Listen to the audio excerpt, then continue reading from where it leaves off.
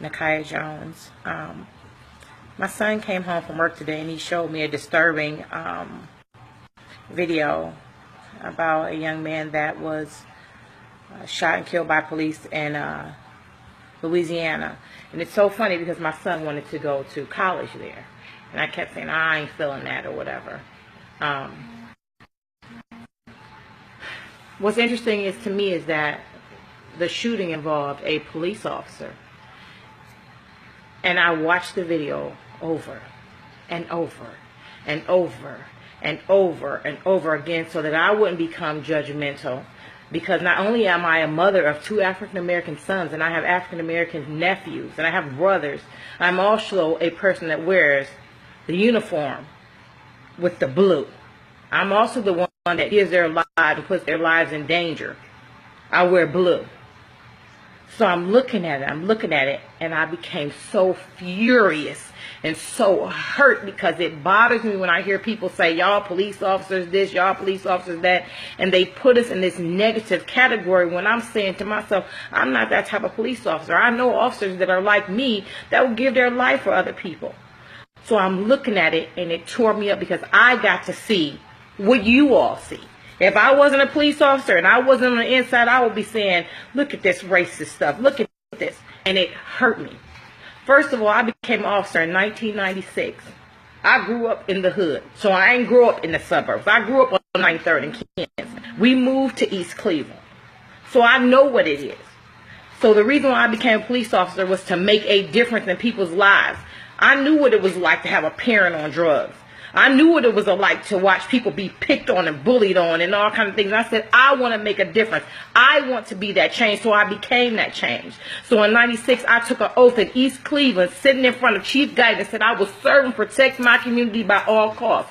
Even if it meant I wouldn't go home to my 1-year-old daughter. And that's what I did. And I did it with integrity and respect. The thing that hurt me most of all was that a lot of people that I was arresting were the same color as me, that grew up in East Cleveland like me, so I couldn't understand that. Why would you want to destroy your community? I couldn't understand. I said, okay, but they're not sworn to serve and protect either. They didn't take that oath. This is what they do. So then I left there and I came to another predominantly black community and became a police officer. I'm the first and only African-American female officer, and I can say that pride and respect. I sat in front of Marcia Fudge and took that oath that I would serve and protect my community. And I also moved into my community and I raised my children in this community. I wear that blue uniform proudly. And I know for a fact I have 6 beautiful children that love me. And I have a husband, I have a family that loves me. And I know there's times that I may not come home from work. I have taken guns off 15, 14, 13-year-old children. I'm talking about real guns. I've had to go and tell a mother that their 13-year-old son or daughter was not coming home. I've interviewed rape victims that's been raped by people that look just like me, the same color as me. We are running around killing each other left and right. But what hurts me the most is the people that stood in front of a judge and stood in front of a mayor and said, I swear my oath that I will serve and protect this community. And God, please forgive me, and you can delete me if you're getting mad at me. If you are white and you working in a black community and you are racist, you need to be ashamed of yourself. You stood up there and took an oath. If this is not where you want to work at, then you need to take your behind somewhere else.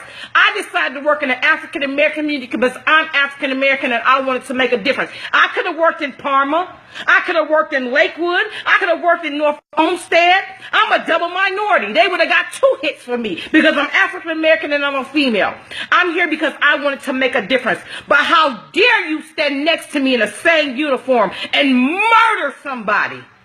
How dare you? You ought to be ashamed of yourself. So why don't we just keep it real? If you're that officer that know good and well you got a God complex, you're afraid of people that don't look like you, you have no business in that uniform. Take it off. If you're afraid to go and talk to an African-American female or male or a Mexican male or female because they're not white like you, take the uniform off. You have no business being a police officer. Because there's many of us that would give our life for anybody. And we took this oath and we meant it. If you are that officer that's prejudiced, take the uniform off and put the KKK hoodie on. Because I will not stand for that. If you're an officer that works with me and you're wrong, I will tell you you're wrong. My heart goes out to that young man's family, because if it was my son, I don't know what I would do. But to my brothers and sisters, my juvenile brothers and sisters, I am your keeper. Put them guns down, y'all. We killing each other. And the reason why all this racist stuff keeps going on is because we're divided. We're killing each other. We're not standing together. See, Martin Luther King them stood together. You didn't hear about a bunch of black people killing each other. We got to stand together, because a house divided against each other will not stand. And we got to be smart. Don't mean go tearing up stuff. Be smart. I am my brother and my sister's keeper. That's why I'm going to keep this uniform on. Because today I wanted to quit when I saw that video. But I need for y'all to support the ones of us that are right. And I need for you to stand for those of us that are not right. I also need for y'all to become role models for our juveniles, y'all. They're killing each other left and right. I'm telling you. And people that don't really want us to exist are sitting back laughing, because they're saying, look at them destroy each other. Yeah, we'll have a police shooting here or there, but we're not going to talk about the millions of black men that are killing each other left and right. Put the guns down. The most powerful, fearful person in the world is an intelligent black man. Men, I need for y'all to stand up. Get these young men, mentor them, teach them. And then when you see that one of us are doing something wrong, and I'm not telling you, you know when you're wrong, and you know when you're dealing with the police, and we got to do our job, because we have to do our job. But when we do something that you know is wrong, you need to speak up. You need to go speak to a chief. You need to go sit down and talk to mayor. I'm not talking about just because I don't want you to tell me what to do. I'm talking about something serious, y'all. Again, this is my thoughts. If you get upset, delete me. This is my Facebook page. God bless.